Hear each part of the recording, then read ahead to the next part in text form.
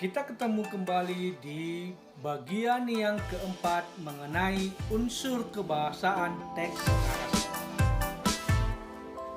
Di unsur kebahasaan kali ini kita akan mengkaji tentang apa-apa saja kebahasaan-kebahasaan yang mempengaruhi dalam teks narasi. Untuk lebih hemat waktu, kita saksikan video pembelajaran berikut ini. Check it out. Di pembelajaran ini nantinya, tujuan pembelajaran kita adalah siswa mampu menelaah unsur kebahasaan teks narasi. Dan yang kedua, siswa mampu menuliskan teks berdasarkan struktur dan unsur kebahasaannya. Kita mulai dengan ciri-ciri kebahasaan teks narasi. Sebenarnya, untuk kebahasaan teks narasi ini, kita harus memperhatikan mengenai kata penghubung atau konjungsi. Kata penghubung itu sendiri nanti akan dijadikan sebagai penanda dalam menggunakan teks narasi. Ada 4 ciri kebahasaannya. Yang pertama, teks narasi akan menggunakan kata penghubung penanda urutan waktu. Yang kedua, teks narasi menggunakan kata benda, kata sifat, frasa ataupun klausa yang sesuai dengan topik, sudut pandang dan objek yang dinarasikan. Dan yang ketiga, teks narasi akan mengandung kata kerja transitif. Dan yang keempat, teks narasi nanti akan menggunakan kata kiasan. Kita mulai untuk menjelaskan satu persatu apa-apa sajakah ciri kebahasaan teks narasi. Yang pertama, adanya konjungsi atau kata penghubung yang memberikan penanda waktu. Konjungsi itu sendiri dimulai dari kata pertama. Mari kita buat contoh. Pertama sekali kami bertemu, hatiku sangat senang. Apalagi, lalu saya contohkan, dia menoleh ke arahku, lalu meninggalkanku begitu saja. Berikutnya lagi apa? Kemudian, kami berangkat ke rumah nenek, kemudian berangkat lagi ke rumah papa. Dan berikutnya lagi selanjutnya.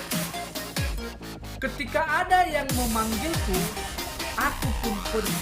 Selanjutnya bergegas meninggalkan tempat itu. Masih banyak lagi kata-kata penghubung yang menandakan urutan waktu. Nah, untuk lebih jelasnya, bisa nanti kalian tanyakan atau berikan di kolom komentar. Nah, kata benda itu adalah kata-kata yang bersifat benda atau dibendakan. Contohnya apa? Piring, motor, penghapus, dan sebagainya. Yang kedua, kata sifat. Seperti sedih, marah, senang, dan kecewa. Yang berikutnya apalagi? Kata kerja. Kata kerja itu akan dimulai dengan imbuhan me, ber. Contoh apa? Mencuci. Contoh apa? Memasak. Apalagi? Bermain. Nah, yang berikutnya kata kiasan. Kata kiasan atau disebut dengan konotatif itu artinya kata yang memberikan makna tidak sebenarnya. Apa contohnya? Contohnya memutar otak. Bukan berarti otak kita yang kita putar. Salah demikian. Memutar otak artinya berpikir keras. Apalagi sebatang kara. Jangan artikan itu sebatang, satu orang. Namun sebatang kara dapat diartikan sendiri, kesepian. Apalagi uang pelicin. Jangan pula kita artikan uang itu disetrika biar licin, salah. Uang pelicin artinya uang suap. Nah, tadi kita sudah membahas mengenai ciri-ciri dari unsur kebahasaan teks narasi. Namun, perlu juga kita pahami langkah-langkah menuliskan teks narasi berdasarkan kebahasaan yang tadi kita pelajari dan juga berdasarkan dari struktur.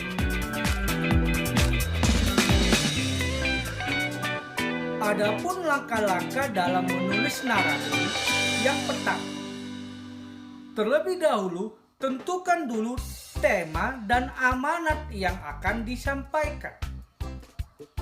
Yang berikutnya, tetapkan sasaran pembaca. Yang ketiga, rencanakanlah atau rancanglah peristiwa-peristiwa utama yang akan ditampilkan dalam bentuk skema alur.